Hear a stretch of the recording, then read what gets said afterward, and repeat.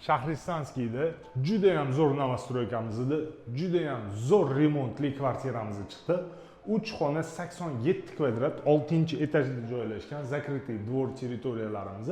Bu yerda ko'ryapsizlar, oshxonamiz juda ham kattagina qilingan, polniy mebellari qo'yilgan. Endi koridorimiz.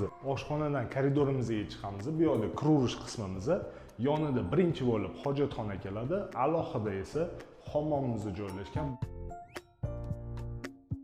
Bu uyimiz juda ham zo'r planirovka qilib qo'yilgan. To'g'riga yurganimizda spalniyimizning o'zini kichkina sanuzel ham bor ekan.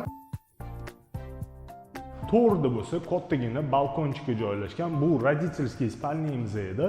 Koridorga chiqqanimizda bo'lsa, o'ng qo'limda детский spalniyimiz joylashgan. Razmerlari kattagina qoldirilgan. Kafel zonamiz hamma yo'li to'pli pol.